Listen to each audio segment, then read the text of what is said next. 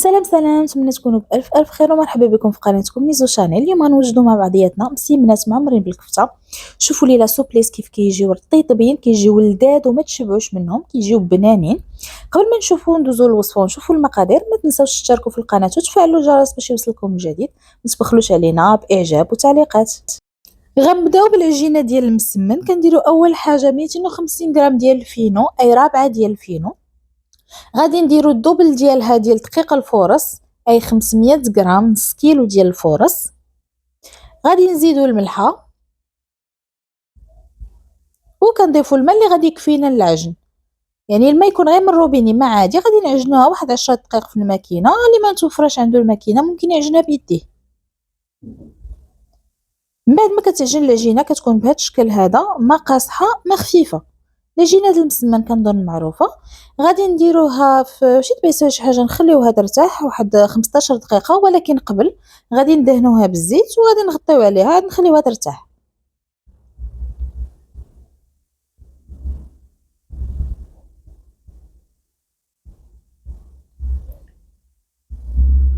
ولا قد ما خليتوها ترتاح يكون حسن، ولكن اقل حاجه ربع ساعه. من بعد ما دوزت لينا ربع ساعه العجينه كتجي على هذا الشكل هذا، غادي نشدوها وغادي نكوروها كويرات.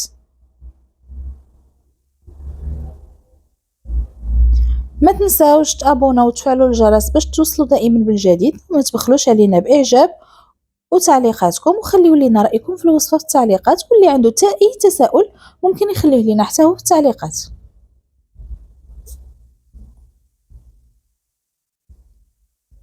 من بعد ما كورنا العجينه غادي ندهنوها حتى هي بالزيت ونغطيو عليها ونخليوها ترتاح اقل حاجه واحد نص ساعه.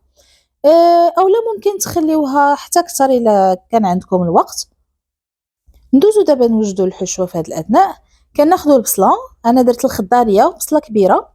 الخضاريه حنا عارفين كتعطي لذه زوينه. وكنديروا الفلفله، انا درت نص من كل لون. نتوما ممكن تستعملوا غير اللون اللي متوفر عندكم، ماشي ضروري ديروا الوان. غادي نطحنوها في الهاشوار اولا غادي نقطعوها رقيق بزاف.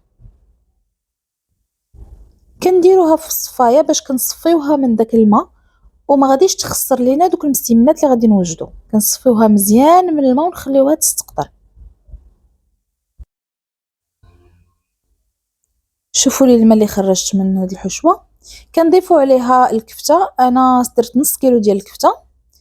بالنسبه للتوابل غادي نضيفوا الملح، البزار، سكينجبير،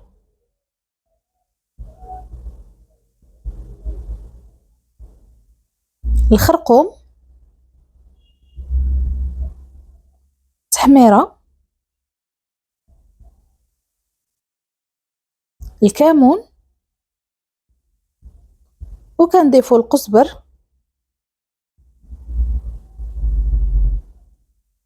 ما نساوش نضيفوا الهريسه كتبقى على حسب الذوق ديال كل واحد.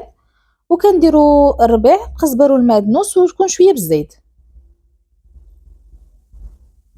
غادي نضيفوا معلقه كبيره ديال زيت الزيتون وكنخلطوا هاد المكونات كامله حتى كتجانس لينا مع بعضياتها. كتولي بهذا الشكل هذا اللي شفتوا معايا. نرجعوا دابا للعجينه. ذوبت هنا الزبده، غناخذ شويه ديال الزيت نديرو في سطح العمل وغادي نبداو نسرحوا في العجينه خليتها ارتاحت مزيان على خاطرها. كيف قلت لكم اقل حاجه تخليوها ترتاح المره الاولى ربع ساعه، والمره الثانيه من بعد ما كورناها نص ساعه. هذه اقل حاجه. شوفوا معايا العجينه كيف عاطياني الطوع وكيف ما كتقطعش، فين ما جريتها كتجر معايا.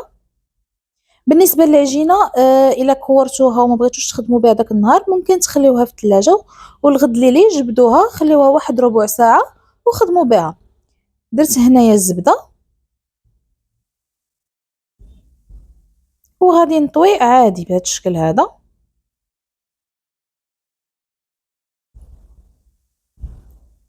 وغادي نبدا نضيف الحشوه. انا عارفه غادي تقولوا لي الحشوه لا خصها طيب، والفين كنطيبوها. هاد الحشوه هذه واخا ما طيباش، انا كنأكد لكم ملي غادي تجي طيبوها فوق المقله غادي طيب، وحتى الكفته غادي تبقى فتيه وغادي تعجبكم وغادي توليو تعتمدوها احسن من هذيك اللي طيبه. كتبقى الكفته فتيه وطيبه وكتجي البنه ديالها زوينه بزاف، كتجي لذيذه. نجرب معكم نعاود معكم عفوا وحده اخرى. كيف ما شفتوا درت الزيت في سطح العمل، سرحت العجينه. شوفوا معايا العجينه كيف عطياني الطوع. غادي ندير الزبده وغادي نطوي العجينه غير جوج طيات بحال هكا، المره الاولى والمره الثانيه، وغادي نضيف الحشوه خضراء ما طيباش، وانا كنأكد لكم غادي طيب. ودابا تشوفوها معايا في الاخر، انا غادي نوريكم كيفاش طابت الحشوه وكيفاش كتجي لذيذه كتبقى فتيه. غادي نبقى مستمره بهذا الشكل حتى نكمل العجينه كامله اللي عندي. ومني غادي نبدا باول وحده صيبت، غادي نسرحها بهذا الشكل شويه. صدقوني غير جربوها وردوا عليا الخبر، انا متاكده غادي تعجبكم، واللي داقها غادي تعجبو هذه الوصفه. كنديرها في المقله. بالنسبه للمقله اللي غنطيبوا فيها كونوا مسخنينها على شي ساعه، خاصها تكون سخونه. نحط عليها المسمنه. بالنسبه للعافيه خاصها تكون ما بين المتوسطه والمهيله، ما تكونش مجهده باش طيب لينا ديك الكفيته. ومره مره كنبقاو نقلبوا في المسمنه بحال هكا حتى كتوجد.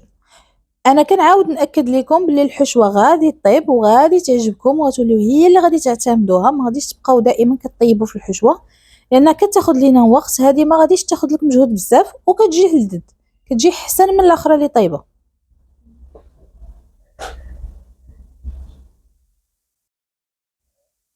من بعد ما كملت المسيمنات كاملين كيجيو على هذا الشكل هذا. شوفوا معايا شحال كيجيو رطيطبين فتيين. شوف كيف كيتلواو لي في ايدي، كيجيو رطيطبين. البنه ديالهم كتجي زوينه بزاف ما تشبعوش منها.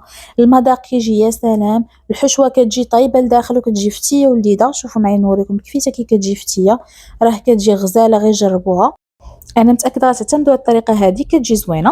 قبل ما نساليو الفيديو ديالنا ما تنساوش تابوناو في القناه وتفعلوا الجرس وما تبخلوش علينا باعجاب وتعليقات.